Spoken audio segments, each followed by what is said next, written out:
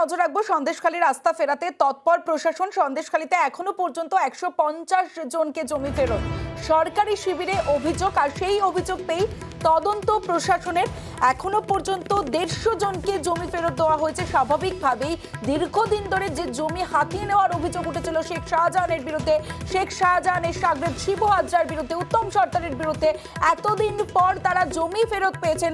কি বলছেন তারা, উজ্জ্বলের থেকে জানবো। উজ্জ্বল, দেখো, খুব স্বাভাবিকভাবেই তারা খুব খুশি এলাকার মানুষ। তার কারণ যে জমি তারা চাষাবাদ করতেন সেই জমি একটা সময় দখল করে নেওয়া হয়েছিল, জমি হাতছাড়া হয়েছিল এবং চোখের সামনে যে চাষের জমি আস্তে আস্তে ভেদিতে রূপান্তরিত করে দেওয়া হয়, সেখানে মাছ চাষ শুরু হয়। কিন্তু এই জমি তারা ফেরত পাওয়ার পর তারা অনেকটাই খুশি। তাদের বক্তব্য, তারা আবার সেই চাষ যোগ্য জমি তুলবেন এবং প্রশাসনের সঙ্গে ইতিমধ্যেই তাদের কথা হয়েছে কিভাবে সেই জমিটাকে আবার সেই চাষযোগ্য জমি করে তোলা যায়।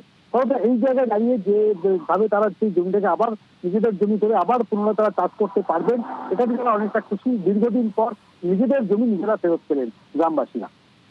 বেশ উজ্জ্বল।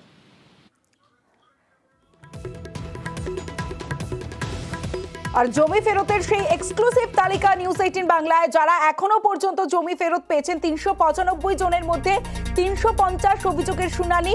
22 ফেব্রুয়ারি থেকে জমি ফেরানো শুরু। ইতিমধ্যে 150 জনকে জমি ফেরত দেওয়া হয়েছে। আর সেই তালিকা এক্সক্লুসিভ নিউজ 18 বাংলায়। জমি ফেরত পেয়েছেন? হ্যাঁ, পেয়েছি। কোন জমিটা আপনার? ওই তো এখান থেকে ওই মাথা পর্যন্ত জমিটা কিছু না, জোর করে নিয়েছিল কে?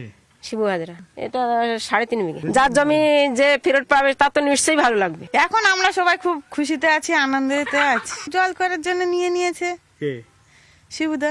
জল করেছে, করে তো একদম পুকুর টুকুর কাটিয়ে দিয়েছে। ওর নিজেদের জমি নিজেদের কাছে এসে গেছে, ভালোই তো লাগবে। আমি বাড়ি ছিলাম না তো, পালিয়ে গেছিলাম বাবার বাড়ি। এই কয়েকদিন হচ্ছে, 3 দিন হচ্ছে এসছি, এসে দেখছি এইসব সব করেছে। এখন ভালো, এখন বাড়িতে থাকতাম, ভালো লাগে। এখন আগে ভালো লাগতো না, শুধু ভয় লাগতো। চাষের জমি, চাষে দিয়ে সব চাষের ছিল। হিসাব 6,000 টাকা বিঘা, তাই 15 কাঠায় 4,118 টাকা। তা 18 টাকা দেয়নি, 4,100 টাকা দিয়েছিল বছরে। এবার এটা তো ধরুন রেগুলারই পড়ছে, বিভিন্ন ক্যাম্প হচ্ছে, পুলিশের ক্যাম্পে পড়ছে, আমাদের বিভিন্ন ক্যাম্পে পড়ছে, আমাদের কন্ট্রোল রুমে পড়ছে। এটা রেগুলারই ফিগারটা আপডেট হবে, রেগুলারই বাড়বে, মানে পজিশনও বাড়বে, আবার কমপ্লেনও বাড়বে। যেটা হয়ে যাচ্ছে, আমরা ধরুন উইথিন 2 ডেজ দরখাস্ত যিনি করছেন তার দরখাস্ত জমা দেওয়া থেকে 2 দিনের মধ্যে আমরা ক্লিয়ার করে দিচ্ছি। প্রায় 50 to 60, 50 থেকে 60 জন চাষিকে নিয়ে আমরা আজকে মিটিং করেছি।